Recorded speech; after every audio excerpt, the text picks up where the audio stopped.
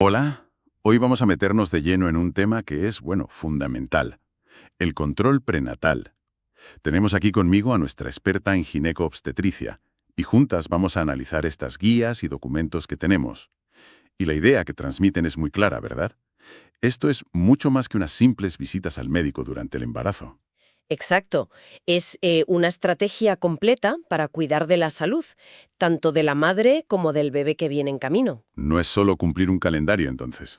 Para nada, la clave del control prenatal, y esto lo subrayan todos los papeles, es, digamos, la anticipación.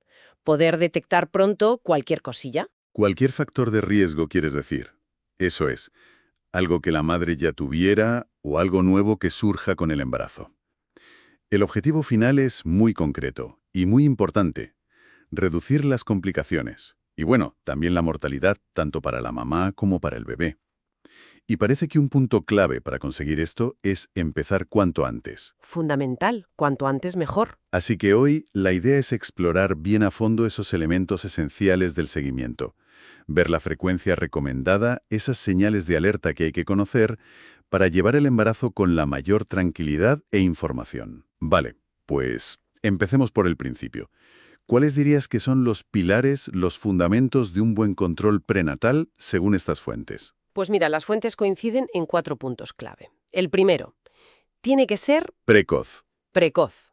O sea, empezar pronto. Eso es. Lo ideal es que el primer control sea antes de la semana 14. De hecho, insisten mucho en que si se empieza antes de la semana 12, se reducen bastante algunos riesgos importantes. Mencionan un concepto, atención prenatal reenfocada. ¿Y eso qué es exactamente? Pues básicamente se refiere a esa primera evaluación completa, integral, hecha justo antes de esas 14 semanas. Es poner la base bien pronto. Entendido. Empezar pronto, crucial. ¿Y el segundo pilar? El segundo es que debe ser periódico. Las visitas no son siempre iguales.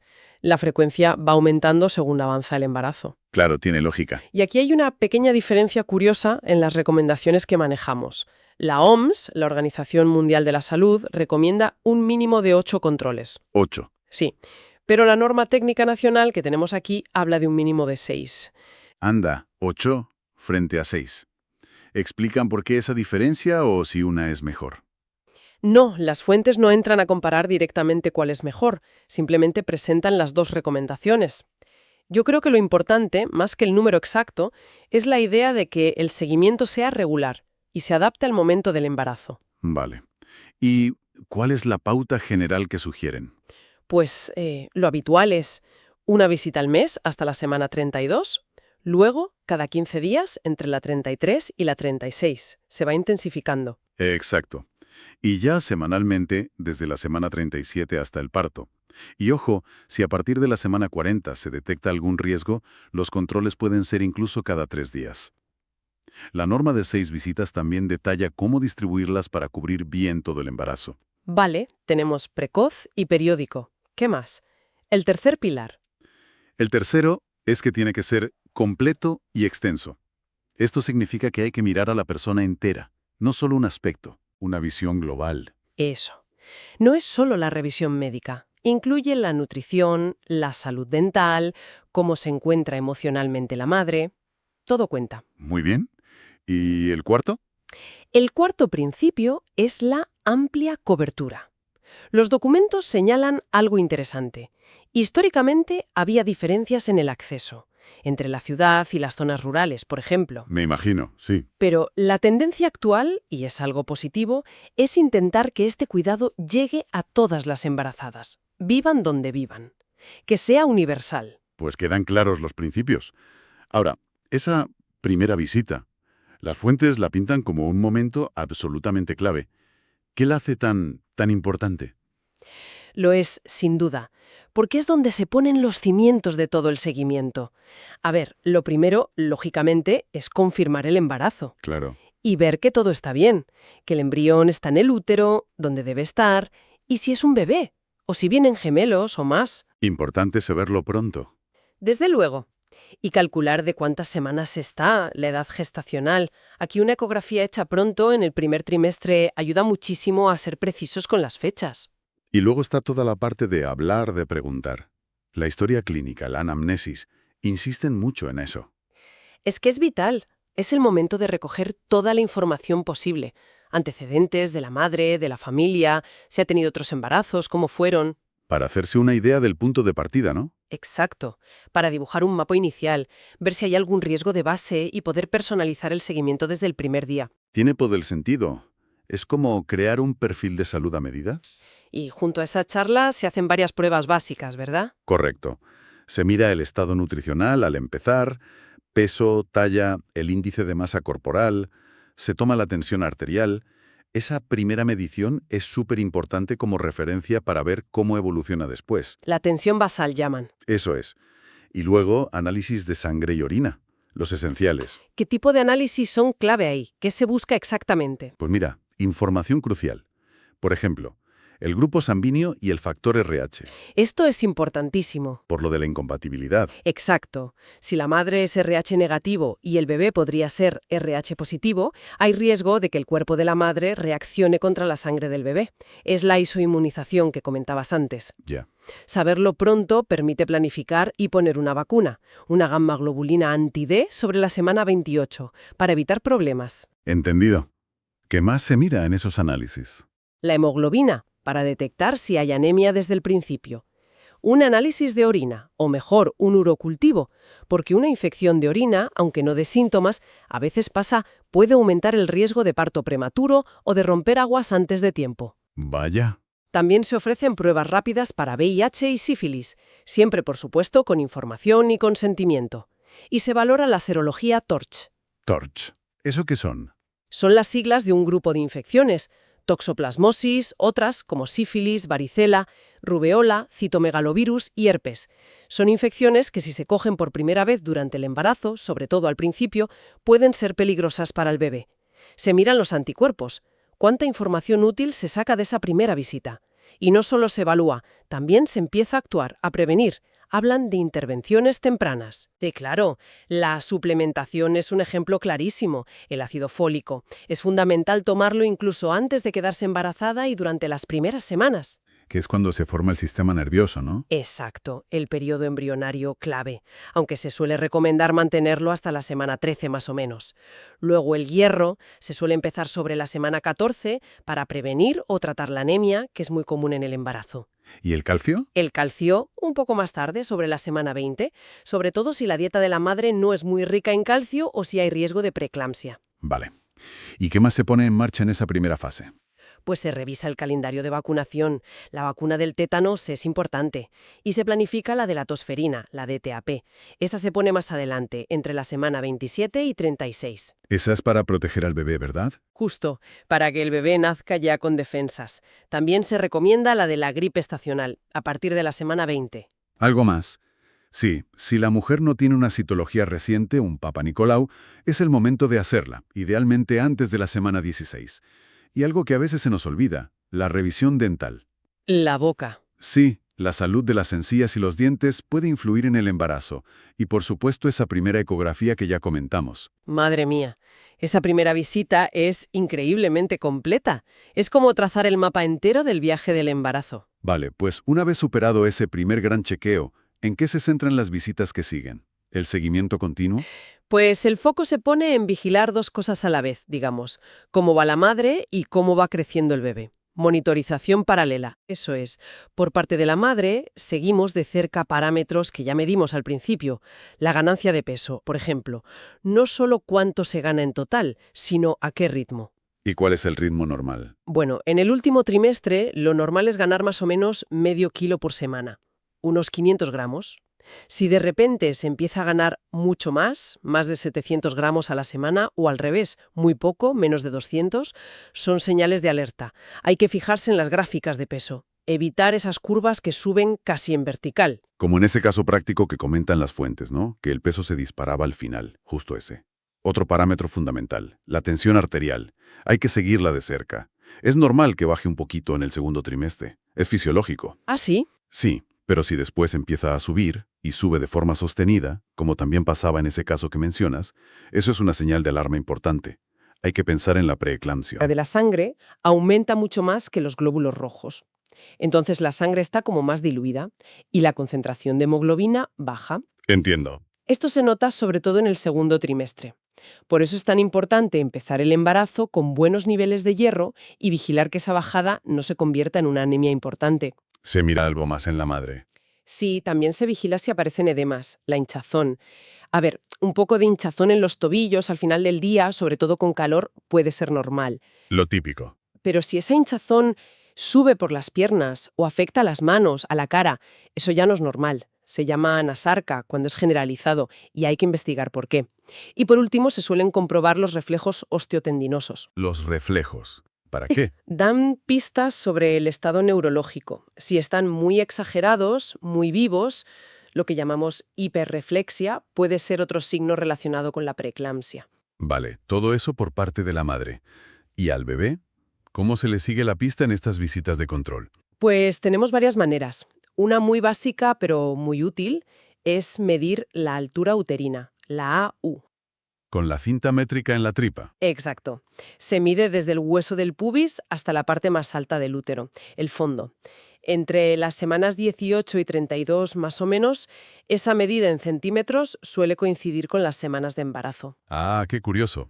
AU en centímetros igual a semanas de gestación. Aproximadamente, sí, en ese periodo. Es una forma sencilla y rápida de ver si el bebé está creciendo a un ritmo adecuado. Si la medida es mucho mayor o menor de lo esperado para las semanas que son, es una señal de alerta.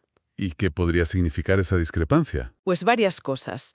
Podría ser que el bebé no esté creciendo bien, es lo que se llama restricción del crecimiento intrauterino o RCIU, que haya poco líquido amniótico, oligoamnios, o al revés, que sea un bebé muy grande, macrosomía, que haya gemelos, que nos hayamos equivocado al calcular las semanas de embarazo o incluso que el bebé esté colocado de lado, en posición transversa. Hay que investigar. Y luego están esas maniobras que hace el médico o la matrona con las manos sobre la tripa, las de Leopold. Las maniobras de Leopold, sí, se empiezan a hacer más hacia el final, a partir de la semana 28 más o menos. Son 4 movimientos específicos para palpar al bebé a través del abdomen de la madre. ¿Y qué información dan? Nos dicen cómo está colocado el bebé. La primera maniobra nos dice qué parte del bebé está arriba, en el fondo del útero, la cabeza o el culete. La segunda nos permite saber dónde está la espalda del bebé, si a la derecha o a la izquierda. La tercera nos confirma qué parte del bebé está abajo, encajándose en la pelvis. Y la cuarta evalúa cuánto se ha encajado ya esa parte. Es información clave para planificar el parto. Muy útil, desde luego. Y por supuesto, escuchar el corazón del bebé. Fundamental. Escuchar los latidos cardíacos fetales, los LCF, con el Doppler o el estetoscopio de Pinar es parte esencial de cada control. Tranquiliza mucho y confirma que todo va bien. Además, intentamos hacer una estimación del peso del bebé. ¿Se puede estimar el peso así, palpando? Bueno, es una estimación aproximada, claro. Se usan fórmulas que combinan la altura uterina y a veces el perímetro abdominal de la madre.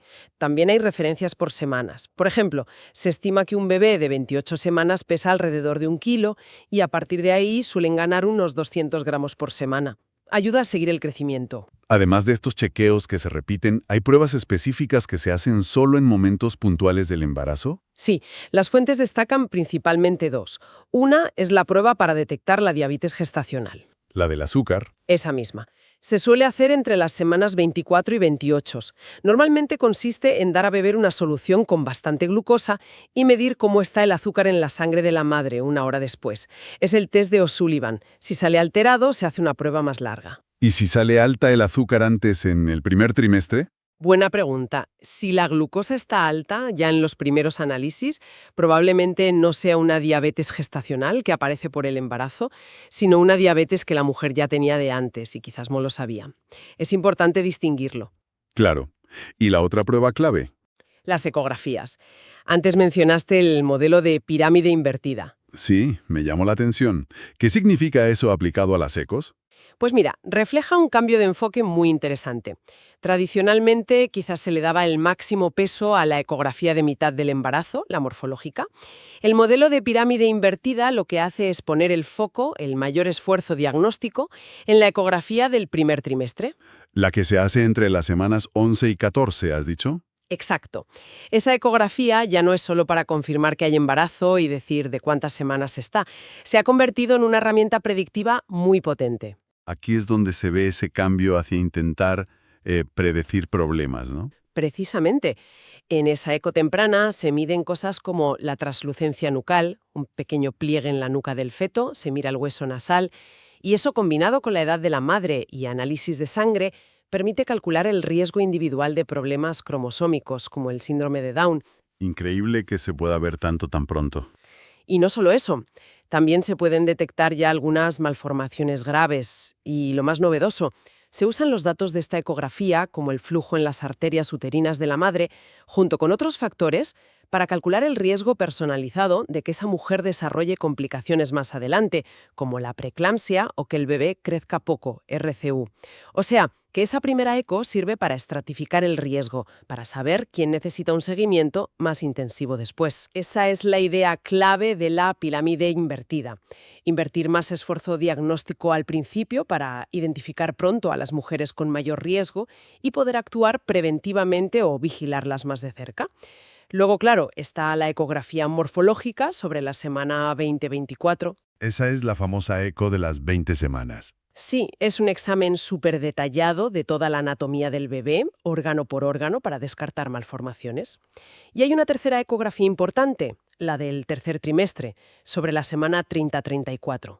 ¿Y esa para qué sirve? Principalmente para valorar cómo va el crecimiento en la recta final, estimar el peso, ver la cantidad de líquido amniótico, comprobar el bienestar fetal y confirmar cómo está colocado el bebé para el parto. Muy interesante ese cambio de enfoque hacia la predicción temprana. Hablemos ahora de las señales de alerta y de situaciones un poco especiales. Las fuentes insisten mucho en que no se pueden mirar los datos de forma aislada. Es fundamental. No sirve de nada mirar solo la cifra de la tensión o solo el número en la báscula. Hay que conectar los puntos.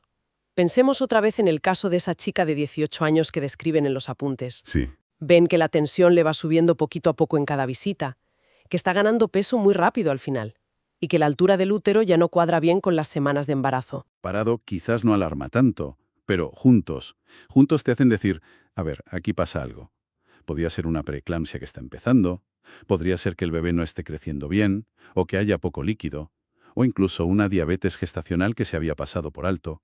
La clave es ver la película completa, la evolución en el tiempo. Entonces, ¿cuáles serían esas señales de alarma más claras, las que deberían hacer saltar todas las alarmas? Pues las fuentes destacan varias muy importantes.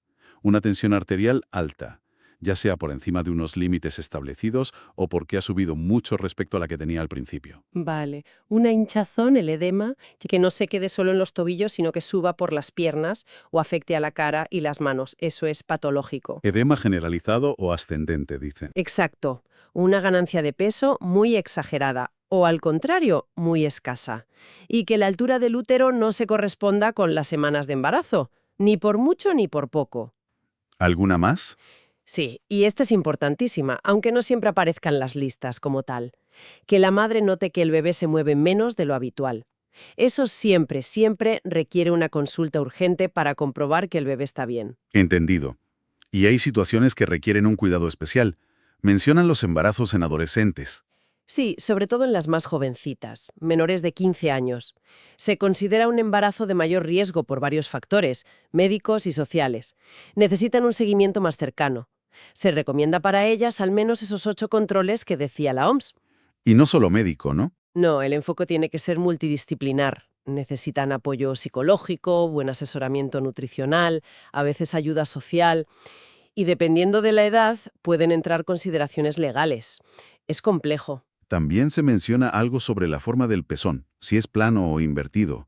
¿Por qué es relevante? Es una consideración muy práctica, pensando ya en la lactancia materna.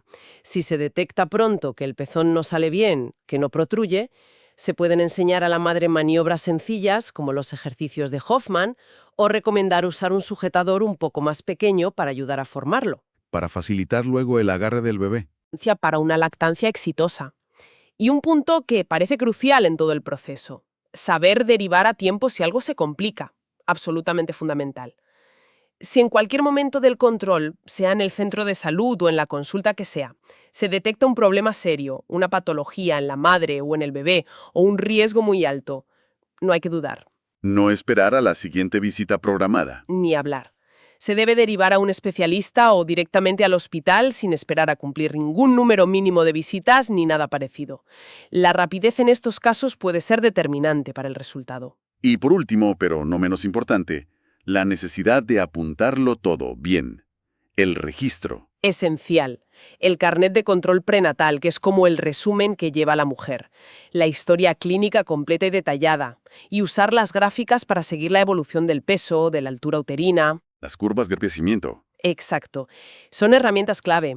Permiten ver la evolución de un solo vistazo, detectar enseguida si algo se sale de lo normal y, muy importante, aseguran que cualquier profesional que atienda a esa mujer tenga toda la información necesaria. Una buena documentación es seguridad para todos. Entonces, si tuviéramos que resumir todo lo que hemos analizado hoy, podríamos decir que el control prenatal es un proceso dinámico, continuo, muy enfocado en anticiparse a los problemas, en detectar y manejar los riesgos, todo para conseguir el mejor resultado posible, la mejor salud para la madre y para el bebé. Exactamente. Y queda clarísimo, por todo lo que hemos visto, que empezar pronto y ser constante con las visitas es vital. Es una de las intervenciones preventivas que más impacto tiene en la salud materno-infantil. La vigilancia atenta a esa capacidad de interpretar todos los datos en conjunto son la base de su éxito. Para terminar, me quedo pensando en ese concepto que has explicado también, el de la pirámide invertida. Ese énfasis creciente en la detección precoz de riesgos, casi predictiva, gracias a las ecografías, los análisis tempranos, los biomarcadores. Y esto me lleva a una última reflexión. Quizás para quien nos escucha, si esta es la tendencia a poner tanto esfuerzo diagnóstico y predictivo al principio del embarazo, ¿cómo será el seguimiento prenatal del futuro? ¿Iremos hacia modelos todavía más personalizados? Quizás usando inteligencia artificial para cruzar miles de datos o análisis genéticos mucho más profundos. Llegaremos a anticiparnos a las complicaciones mucho antes de que den la más mínima señal clínica. Es algo sobre lo que sin duda vale la pena seguir pensando.